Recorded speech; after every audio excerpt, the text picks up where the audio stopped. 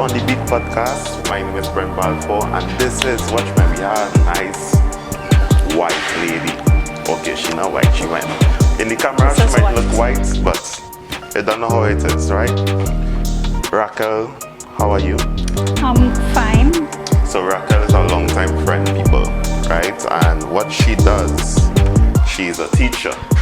Yes, a teacher and a mother. And because today we're going to talk about social media being sued, right? Yeah, some people might say why social media is being sued. But let me show you something, right? I want to write not write an article, but by the way, talking about write an article, my latest article has been out earlier this week. The name of it is Collateral Damage, right? It's about the wars in this world. The youths getting the worst hit, right? So read up the article, look for it on Instagram, and give me your comments, your feedback, right? So we have an article from BBC about the social media being sued, right? And so here what it states. So I'll start from here. Jurors found that Meta, which owns Instagram, Facebook, and WhatsApp, and Google, owner of YouTube, intentionally built addictive social media platforms that harmed the 20-year-old mental health. The woman known as Kaylee, who is 20 years old, was awarded $6 million, people. $6 million. That's US? Yes, US. No, 6 million is US, and it's 4.5 million pounds. Okay. Right? In damages. A result likely to have implications for hundreds of similar cases now winding their way through the US courts. Meta and Google said they disagree with the verdict, obviously, and intended to appeal. Meta said teen mental health is profoundly complex and cannot be linked to a single app. We will continue to defend ourselves vigorously as every case is different, and we remain confident in our record of protecting teens online. Google said this case misunderstands YouTube, which is a responsibly built streaming platform, not a social media site. So after there's another person called Ellen Rome, who is herself suing TikTok after the death of her son, right? Said the case was an enough moment. How many other children are going to be harmed and potentially die from these platforms? It's been proved it's not safe, and social media companies need to fix it. Right, a lot to unlock here, and we could go on and state, okay, Kaylee would receive $3 million in compensatory damages and an additional $3 million in punitive damages because they determined Meta and Google acted with malice, right? Where do we start? Was it Kaylee that sued them, or was it her parents? I like what you're saying there. Parents of other children who are not part of Kaylee's lawsuit, but claim they are also were harmed by social media, were outside the courthouse on Wednesday, and so on and so on. So, yes, it was Kaylee parents, because they say parents okay. So it's mainly the parents who is suing these people, and obviously the children benefiting. So you as let's start from the mother status now. You as a mother, right? Would you blame social media for the state of your children? I want to say yes and no. Yes, because I can't say yes. Actually, I can't say yes, but I want to say no, because it's the responsibility of the parents to be able to control what their children watch on social media. And that is something sometimes we as parents can't even control. But you need to be alert and be aware of what it is out there on social media as well, because sometimes I, as an adult, let's take for instance, seasonally we have certain things will be happening in our country, and you scrolling as an adult on these posts, and you read any comments. Sometimes that's the first thing we're going for. We're really reading the article, we're reading the headline or the caption, and we're going into the comments. And sometimes, depending on the side you're for, whether you're for or you're against, and however the comments are, it mentally affects you as an adult. And if you're not aware of it, and if you don't take control, you would find yourself agitated, aggravated, emotional about the issue and the topic at hand. So if we're looking at children and teenagers, if you as a mature adult, if you consider yourself a mature adult, and this is how you feel, far less for how these teens feel who can't even regulate their emotions. Our next thing is how could we blame these platform users? I am not saying that Meta and all these things was created to harm teens intentionally. Because if you look at the flip side of it, it is good platforms. I mean, we have a business, we use it for advertising business. To me, it's all about how you use it and what you use it for. Because you are right in the aspect of, okay, technology isn't advancing. Exactly. When you and I were teenagers, it didn't have social media, right? Now it has social media. You cannot blame, I can't say you cannot blame, because sometimes, yes, through the developers of social media, which is the programmers and so on, would intentionally try to do things in order for, for the videos to, or similar videos to appear in front of your eyes for a little addiction, so it will always come back, because there's a good business model. Any business model is that your product must be good enough that your customers will be returning customers rather than a one-time customer. Right? So we know, we are aware of the risk. So therefore, it's, to me, it's down to the individual to analyze how far, how much exposure you desire, you understand? And even sometimes we hear our friends and so on say, I spend all 3 hours on social media, 4 hours on social media, they're scrolling. I have friends I will hear talking about the latest bacchanal on TikTok live. And I be like, what are you talking about? And two of them carrying on a conversation.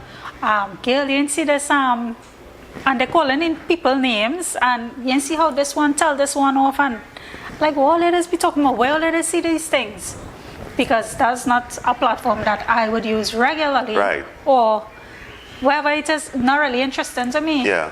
So, even the adults waste time just on these same platforms. Scrolling. Some of them say, you know, I didn't sleep last night, I was just, what you was doing? Scrolling. Scrolling. But is it right that parents sue these platforms? No, because if I recall, I think you mentioned Google was one of those platforms. Now Google has family safety apps or family safety feature on their platform. As parents, we need to also educate ourselves of the security measures that they're for us to use to protect and safeguard our children. I mean, we can't look at them 24 hours, but we could be aware of what platforms they're using, what apps they're using, how much time they're spending on their phone, how much time is being spent on particular apps. I mean, I am one of those parents. Right? I know how to put the phone on downtime, how to, when you're in school, how to downtime it till school over, that if I need to reach you, I could still get a call to you. How you could block apps from the child phone as well. So we need to educate ourselves. So you are a parent and a teacher of toddlers as well. Yeah. I have seen or come across even recently, they were analyzing how much screen time you should allow a toddler to have, right? Yeah. A lot of parents tend to give toddlers or young children plenty screen time because of the fact that they need a break, right? Or the child crying plenty and they had to, right? They want them to stop, so look the phone, right? That's right. So tell me. So the device is now becoming the babysitter or the distraction, so to speak, for some children. So much so that I would go out and observe parents out with their child. Let's use an example. There was one time I went to the market and the child could have been probably 7 or 8 years old, and the mother busy doing whatever and purchasing, and the child is glued there to the phone, and this is where the phone is. And mother there buying whatever, she's walking ahead, and this is the child just holding on to the mother and just walking. Did not look up for a second. Just glued to the phone. If you go to the groceries, you'll see it happening as well. Yeah. You go to the restaurants, you see it as well. Children's eyes just glued to the phone. So, seeing that screen time as babysitters, right? Social media basically is a babysitter as well. How can we rectify this? Is it rectifiable? If that is a word. It will begin, as I said, back to the parents. If parents are examples, if we are the examples, we set the example. So if we always on the phone scrolling, the child will do what they see. The child will do what they know. As parents, if we don't even take a moment to put down the devices and just spend time. So we out in the market. Yeah. Why you walk with the phone? Or even if you have the phone, put it away and let's walk through the market. Let's teach your child how to buy. Financial literacy, exactly. Yeah. Financial literacy. Healthy foods. Conversation with vendors. Learning, children nowadays don't even eat vegetables. So learning the taste of it, exactly, and these learning type of how things. to see what it is. If you see, they probably don't even know a squash pumpkin and a regular pumpkin look like. Yeah. So if they see these two things, you could tell them this is the difference. This is like a regular round pumpkin. This one we call it a peanut pumpkin, but it's both family related. Some of them don't even know what spinach look like. So put the phone down or put the phone in the handbag and let's walk through the market and talk to the vendors, make friends, hello, good morning, these kind of things. So social media is being sued. Obviously, there are a lot of parents who are initiating these things. And it's like, okay, I saw in some of the comments that we only know about this through social media. True. A lot of things we learn through social media, and that is correct, because there was something we tried to revive back in school, something called news time segments during our little circle time assembly. And we asked the children, so we know long time when it's 7 o'clock is news time. You come and sit down in front of the TV, or your parents or your grandparents, they sit in front of the television. So one day I asked, who looks at the news? Children was like blank, they don't know what you're talking about. So I told them, I say, let's count to 7. At 7 o'clock in the night, tell your mummies or tell your daddies, this is your homework. This is your homework. News time. Go home and tell them at 7 o'clock you need to look at the news. News time. And come back the next day and share something that you saw on the news. Now, when I told one parent about this, because the child flat out say, Miss, I asked my daddy. My daddy say we don't something watch about news, that. What did he said? He said something to the effect that I don't know nothing about that, or long time thing or something. or that is nonsense or something to that effect. Right. So I messaged your mother, said, this is what the child said. She said, Gil, to be honest, we don't watch news here. So he and lie. We don't watch news here. Yeah. So then how are we now to get, and this is to foster conversation and communication with the children, because sometimes you talk about things and they stay at you blank. They don't know what you're talking about. So one child will repeat something. So if we now as teachers try to say, okay, on the news, like one child I think was able for the term to say, I saw a crash on the news. And that's how we get to talk about speeding and speed limit and all these things. But nobody else knows about news. Watching the 7 o'clock news. They will quicker watch some kind of because video, their parents already, and whatever. We even guilty of it. We would pick up the news during the day, or as quick as it happened. Yeah. That's how fast news travels. If something happened in Asia right now, in 1 minute, less than a minute, and it's because of social media. Because of social media. Yeah. So it have the advantages and the disadvantages to it. By the way, you taste your coffee? Yeah. I took a sip. It was good. Brought to you by Bakes at 350. Yeah? Make sure you find them because they're right in Grandi, right in Sangre Grande in Bliss Plaza. Yeah. So come and check them out, right? Real nice customer service and lovely place to just hang out with your friends and study. Something I was going to say is that, for example, in Australia and in the Philippines, they banned social media from young people 16 years and under, right? And so it must be maybe 17 years in order to have social media, a social media account. So how are they getting around to children who know how to make fake data booths? Fake data booths. How they getting around that? I really don't know. I really don't know what is the process, but because these children is quick thinkers, eh? Yeah. They're not like us long time. We slow to already figure out. But because I think they pass a law to it, then maybe the parents may come into play into making sure they will be responsible, that kind of scenario. Okay.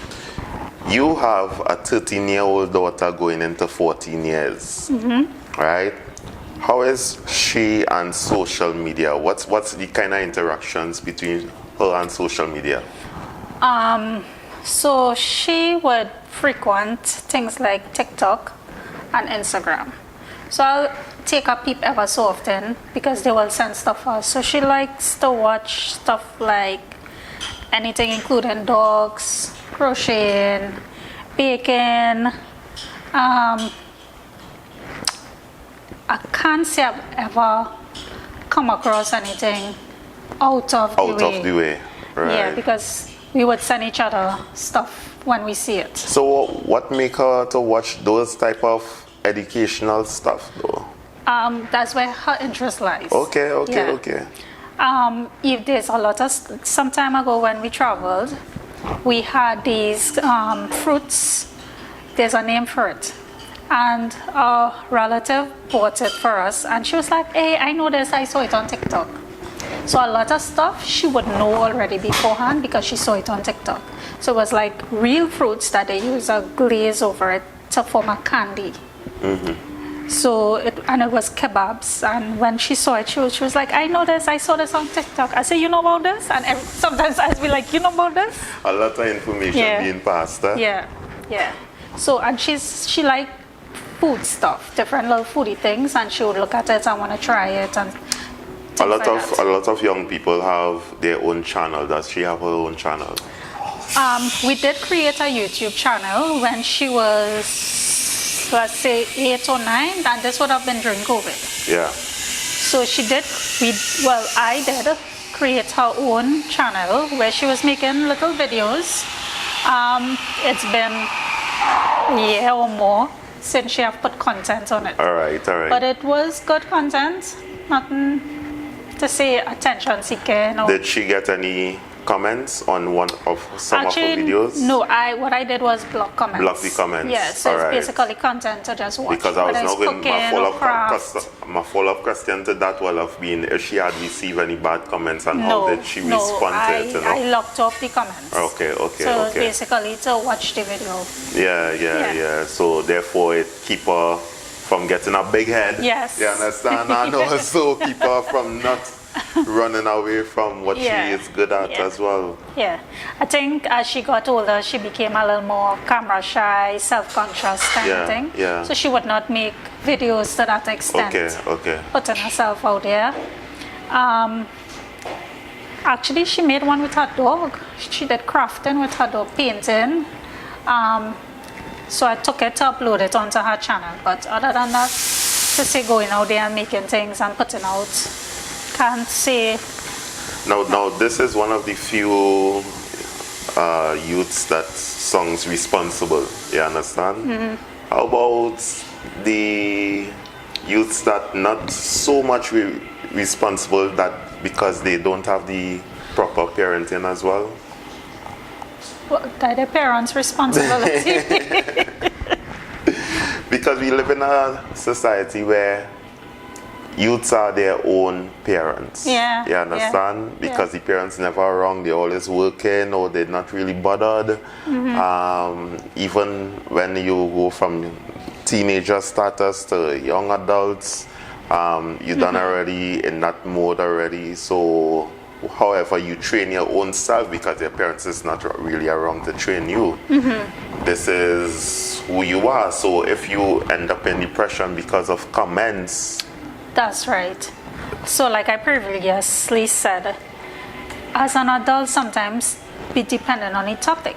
Yeah. So if I could feel a certain way, much less for how these young people would feel where topics, they're sensitive to particular topics. Yeah, because it had sometimes in various schools that I work in, they would try to find a certain account because this account is bullying another. Mm-hmm. You understand? So cyberbullying is being taken place as well. And it's kind of difficult to cram down on these things, but these things are more controlled by individuals and not the app per se. So now if, as again I say, if parents pay attention, be more alert. Yeah. They could say, hey, you're on the phone too long. Even if you don't know how to put the family security up on your phone to monitor the child's usage, you then have to be observant. Where's your child? What they're doing? Take a peek. Don't even alert them. Take a peek. They're on a book. They're on the phone. What they're doing when they're on the phone. What they're using. You understand? So even if you can't secure your child's phone in the background, you pay attention. Tommy on the phone too long. Go and sweep the yard. You understand? Yeah. Or come and wash his wares for me. Or come and help me prep for dinner. Or find something to take them away from the phone. Because what they were doing when they were trying to figure out how to get children away from the screen time, to say, oh, cut down on the screen time, the parents would say they are trying to find things for their children to do. So, but it brings more energy out of the parents because now the parents have to be engaged and all these type of things. Exactly, you have to be engaged. That's how. But how else then you will bond with your child? They're finding it as a task. Yes. As these new parents now. These new parents now. They are burdened by these things. Yes, they are. They would be like, okay, I now come home and now after I need to unwind. Yes, I need to unwind. Yes. I hear it often. Wow. Parents. these new parents. Huh. And you would see those who had a different type of upbringing. Yeah. When I said different, parents who probably engaged them as a child growing up, they had meaningful conversations with their parents, it had family time around the table, or for whatever reason, these are the parents, although they're young, you would still see them trying to instill certain values in their children, that they're not becoming, addictive to the screen. And even, yes, they give the child the screen, or they allow the child screen time, they could still control it. Like, Johnny, you need to put away this. You need to do your homework first before you get this. So, however the case may be. Yeah. And then again, we are trainees. All you have to play man and just take the phone. Yeah. Who controlling who now? Yeah. They're more concerned of the child making Feeling, noise and crying and so on. Even as a teen, you afraid of teen? Yeah. Take the phone. Who buy the phone? Exactly. They didn't buy it. Who paying for the internet? They're not paying the bill. Take the phone. Huh. And if you play more mad, mash up the phone. One last thing. Are you addicted? No. And as you said, sometimes we catch ourselves scrolling. Yeah. And then when but I now come in my bed 7 o'clock and easy time already. Make a conscious decision. Put the phone away. I saw in one of the comments, person saying, watch me, right now I am addicted enough, so the best they give me some money right now, I got sue them. You understand? Best they give me some money. So watch me, put in the comments, are you addicted to social media? And are you thinking about suing social media as well, right? And Raquel, it has been fun to have you on this stage, on this platform, right? Because your insights in growing young people up is really good. What do you have, your last statement to young people out there? My last statement would be, there's a life outside of social media, right? Everything on social media is not even true. We have AI now stepping in, so don't believe everything you see on social media. You need to come out from the fantasy world and come into the real world. Be involved in the real world. True that. Cheers for that. Later.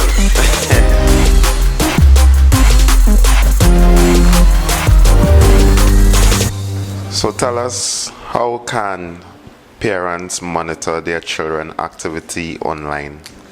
All right, so if you didn't know, there is an app called Family Link. It's attached to Google. So what you would need to do is go into your child's phone, connect it to your phone, connect the emails in terms of making a family circle, and you set your limits. So for this child, the limit for the usage of the phone is 2 hours for the day. So there's a weekly schedule, 2 hours every day. I can edit it. So if you see Sunday to Saturday, you're allowed 2 hours. It could be changed. I could take it off on Sunday where she could use the phone whole day, no limit. I could also put a downtime, or if I go there, I could block apps, right? I could put apps with limits, right? So you could block it, you could put limits, you could leave it as unlimited time. So here you would see these are the apps with unlimited time. She could play Blaster how long she wants. She could use Google Chrome. How much hours she was on today? So today she was on the phone for 3 hours and 15 minutes, which means she would have gone over into bonus time. And if we look at the apps that was used, so the famous TikTok, she was on TikTok for 1 hour and 30 minutes. I could go on to TikTok now and put a limit. So here she have no limit. I could set a limit for how long she could use TikTok for. Let's say I could give her 30 minutes for the day. Or I could give her unlimited time, where she could just sit and scroll to her leisure. Right? Then there is Instagram. You could also put a rating as what they are allowed to download. So because this is rated teen, she was able to download it. So you could put limits, you could block it. She's been on WhatsApp for about 4 minutes today.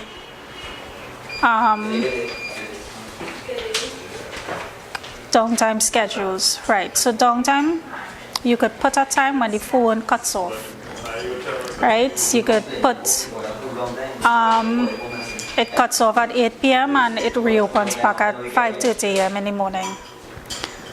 As well as you could put it as a downtime for during the day. So I have school time on, which is between 8 a.m. to 2 p.m. Right? So parents need to also be aware and educate themselves as to what means and methods there are out there to provide phone security, online security for the children.